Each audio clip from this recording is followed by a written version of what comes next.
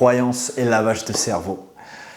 La plupart des gens n'ont aucune idée qu'ils se lavent inconsciemment le cerveau tous les jours. Et tout le monde se lave le cerveau. Ce n'est pas une métaphore uniquement, c'est un fait que l'on se lave le cerveau tous les jours. Pourquoi? En fait, se laver le cerveau, c'est simplement dire que tu reprogrammes ton esprit, surtout subconscient, mais consciemment aussi, tous les jours. Et plus que jamais, il est primordial de maîtriser cet aspect de toi-même si tu ne veux pas que ce soit le monde extérieur, c'est-à-dire les autres personnes, que ce soit les informations de la société qui programment ton cerveau ou qui lavent ton cerveau.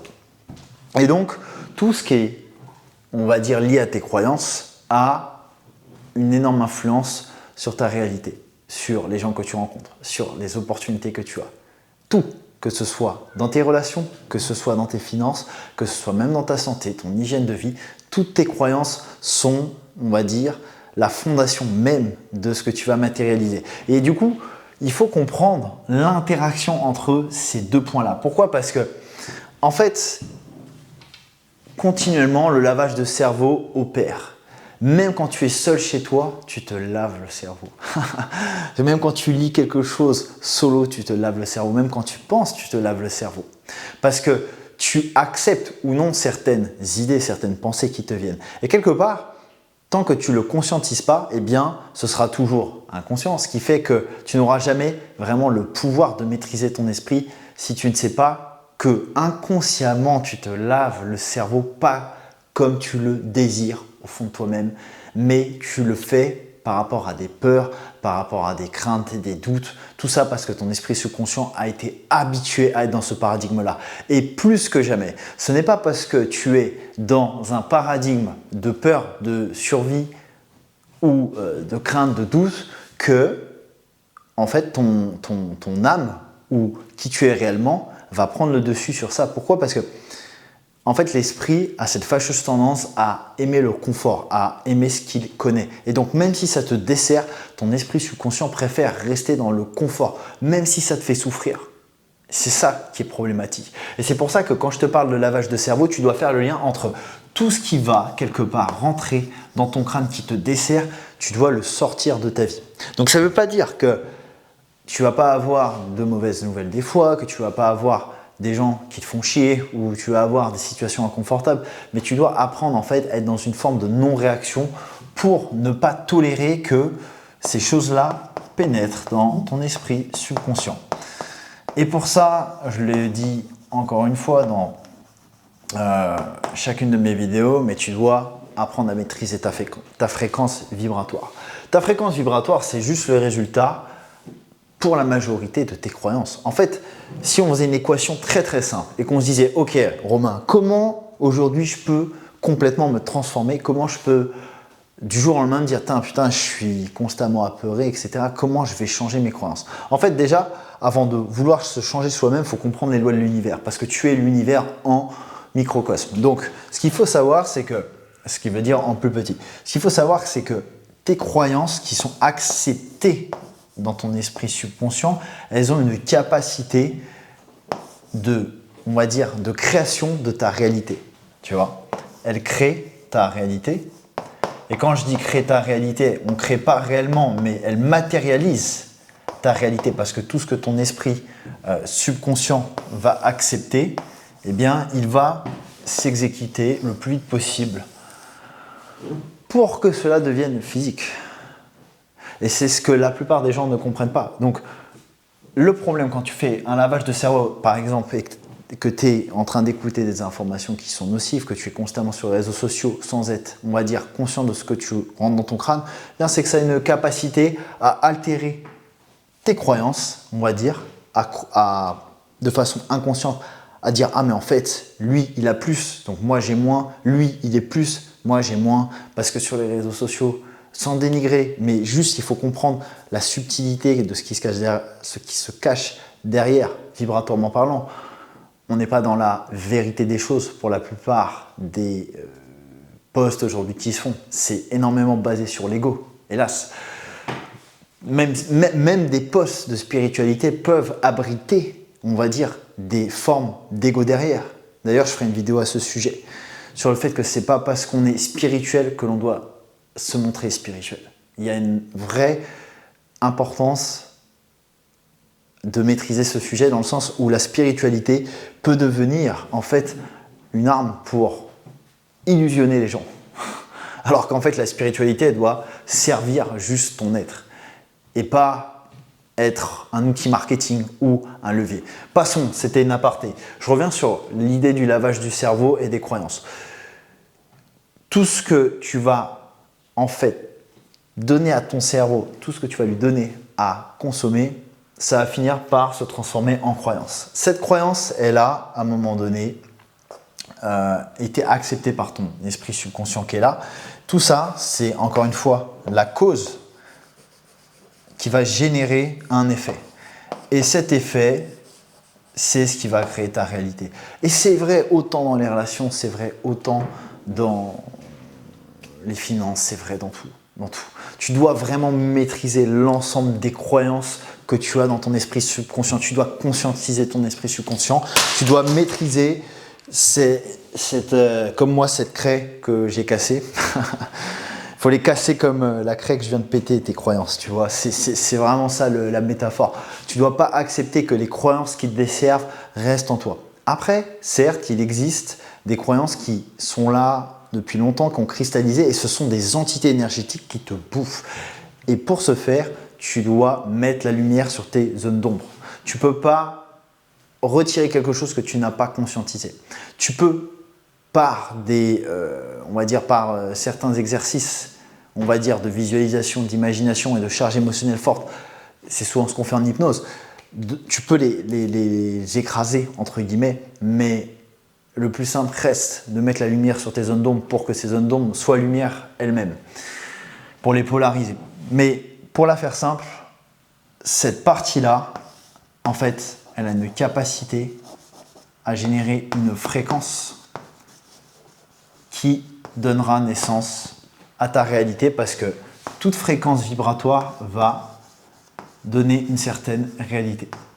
C'est la loi, c'est une loi vibratoire. C'est-à-dire qu'il n'y a pas de réalité sans fréquence associée.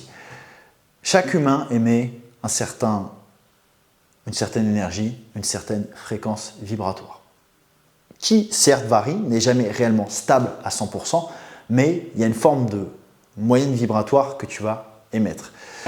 La preuve est que lorsque quelqu'un attire constamment des relations saines, il est câblé sur la bonne fréquence. Mais quelqu'un qui attire des relations constamment toxiques, il est câblé sur une fréquence liée à une toxicité. Mais cette fréquence, d'où vient-elle, cette fréquence toxique?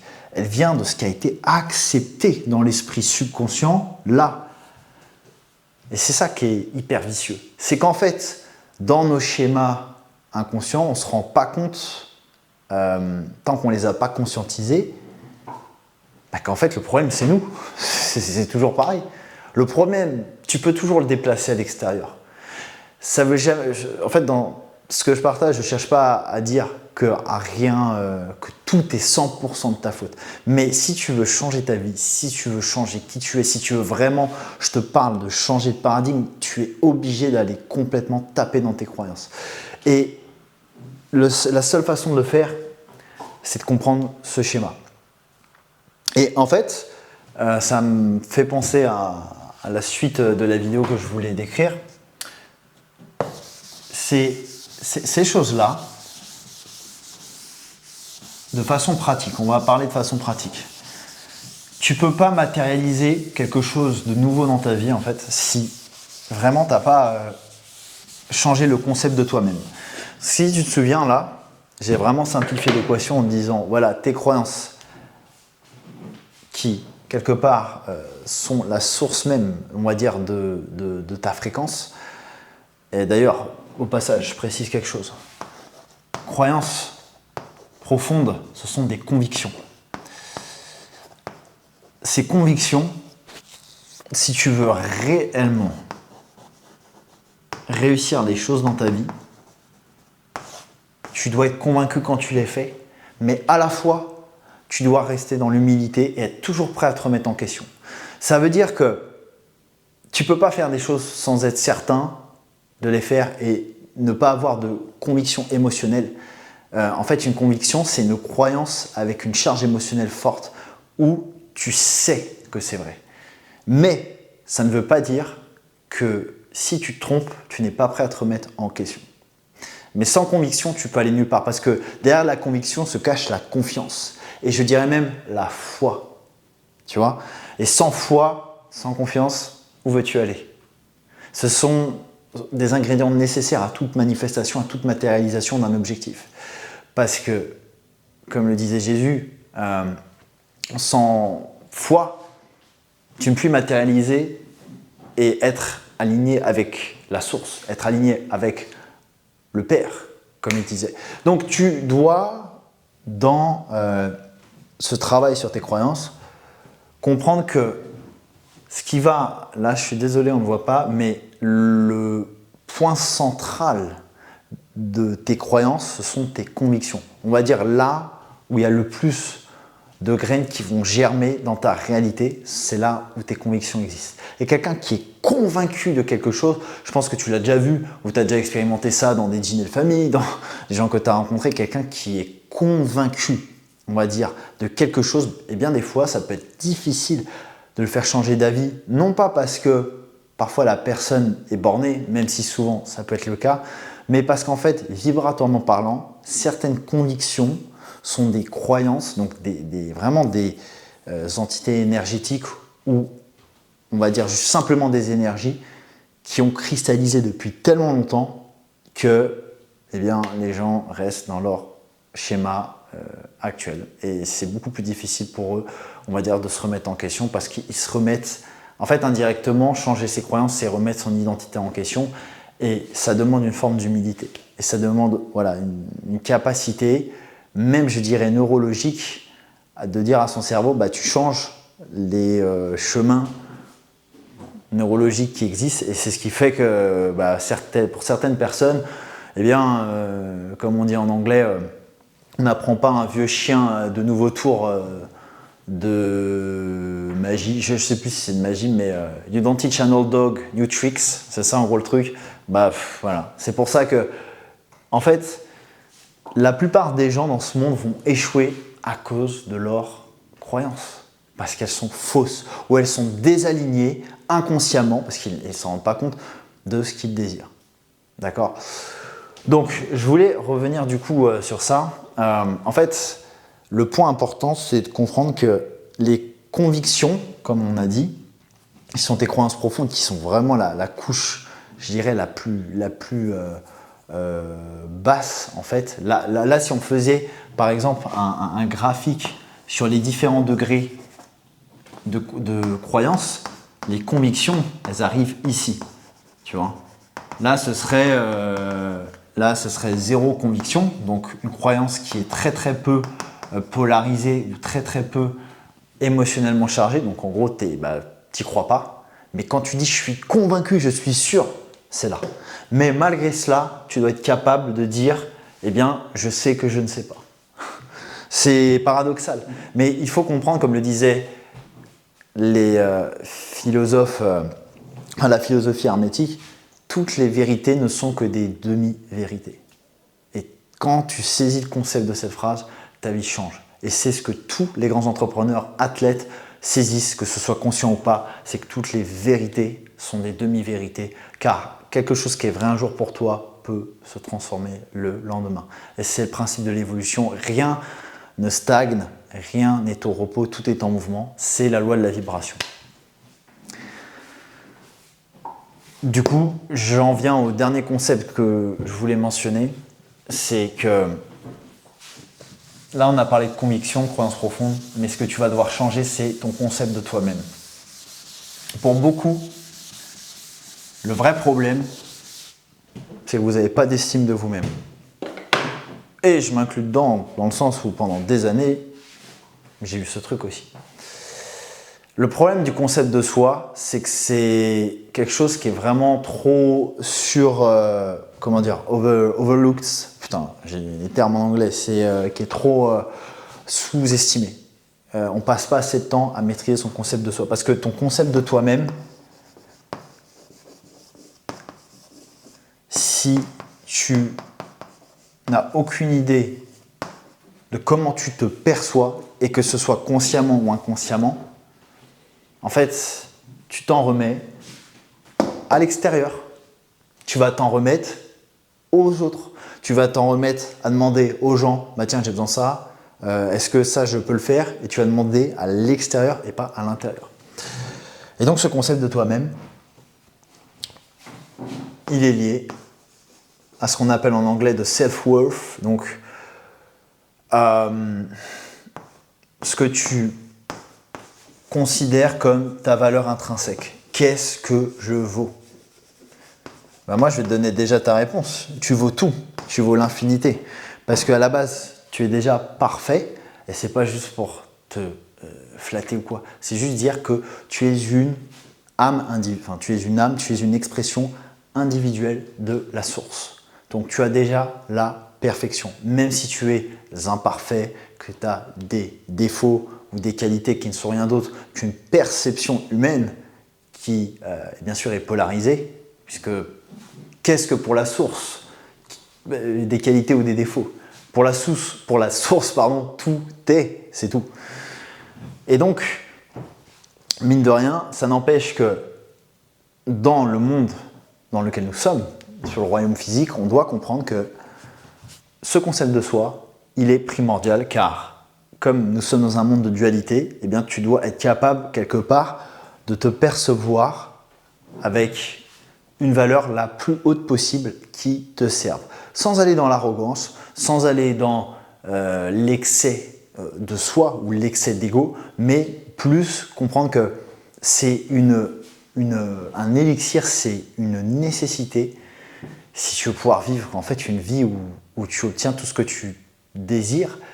Et c'est surtout en fait t'aligner avec ta vraie nature d'infinité, avec ton vrai potentiel. Parce que le potentiel de quelqu'un ne peut être exprimé qu'en ayant une vraie valeur intrinsèque. Et quand je parle de valeur intrinsèque, c'est comment tu te vois toi-même. C'est quoi finalement ta propre valeur? C'est-à-dire, je ne parle pas forcément d'une valeur que tu vas quantifier, mais c'est dire, en fait, je suis entier, je peux donner aux autres des choses incroyables, je peux amener mon savoir, je peux amener mon énergie, je peux amener des compétences, peu importe, mais jamais te dire que tu n'es pas assez, en fait. Et dans d'anciennes vidéos que je faisais, je ramenais souvent notre esprit, en fait, à une forme de terre fertile qui, à la base, donc comme je viens de le dire, est fertile. En fait, la plupart des gens, si on représente un esprit comme ça, comme une terre, supposons que ce soit une terre, où on plante des graines, ces graines sont des croyances qui vont germer, eh bien, ces graines vont bien germer, ces graines vont bien germer ou pas, selon les émotions avec lesquelles on les arrose. Quand on met des émotions négatives sur toutes ces graines, qu'est-ce qui se passe? Eh bien, on va avoir en fait des plantes qui sont fanées ou qui sont pourries ou des mauvaises herbes tout simplement. Okay, et en fait, c'est pas la terre qui à la base est infertile, parce qu'on a tous un esprit qui est fertile. On est déjà dans l'abondance naturellement, vu qu'on est un microcosme de l'univers. L'univers est en abondance, est en expansion. Donc ta vraie nature, c'est d'être en expansion. Voilà. Du coup, ça, le lien avec le concept de toi-même, c'est déjà de comprendre que par nature, tu es déjà abondant et que tu as déjà tout en toi pour te conditionner et te faire un vrai lavage de cerveau, littéralement, pour que tu aies tout. Tu as le droit de dire que tu mérites d'être millionnaire ou plus si ça aligne avec toi. Tu as le droit de te convaincre que tu peux avoir tel ou tel type de personne. La seule vraie question, c'est derrière, est-ce que tu es aligné spirituellement, mentalement et physiquement avec ça? Mais si c'est le cas, let's go. Va te convaincre, va te laver le cerveau tout seul. N'attends pas que ce soit les gens autour de toi qui te le disent. Fais-le. Parce que c'est ta nature d'être abondant. Tout simplement. Et c'est ce travail sur ta valeur intrinsèque qui va changer ta vie. Crois-moi, c'est la base de tout. Pour avoir plus d'argent, bien un job, une promotion, ce que tu veux, pour avoir un partenaire ou une partenaire qui te paraît inaccessible, c'est juste un problème d'estime de soi. D'ailleurs, je ne l'ai pas écrit, mais ça, c'est l'estime de soi. Tu es obligé d'avoir une vraie estime de toi-même si tu veux pouvoir naviguer dans le monde actuel. Et ton estime de toi, tu ne peux pas laisser l'extérieur te la donner. Et quand je parle d'extérieur, c'est les gens, les jobs, les circonstances, les résultats, peu importe, tout ce qui n'est pas en toi, tout ce qui n'est pas dans ton monde intérieur, tout ce qui n'est pas dans ton esprit. C'est à toi, à l'intérieur, d'aller t'en convaincre. Bien sûr, ça ne veut pas dire que tu ne peux pas te faire accompagner, que tu ne peux pas te faire guider, aider. Moi, en tant que personal advisor, c'est ce que je transmets à mes clients. Je les aide à complètement briser leurs croyances limitantes et à implanter de nouvelles croyances, de nouvelles graines dans leur esprit pour qu'ils changent de fréquence et qu'ils explosent leurs revenus. Mais vraiment, tu as déjà tout. Tu as déjà tout. Te faire aider, en fait, c'est juste un catalyseur. C'est juste parfois conscientiser ce que tu n'oses pas conscientiser. Mais tu as déjà tout. Okay? Donc, change tes croyances et vraiment, apprends à te laver le cerveau comme tu le désires réellement au fond de toi. Tout simplement. Ne te laisse pas conditionner par l'extérieur. Laisse toujours ta puissance à l'intérieur faire le travail.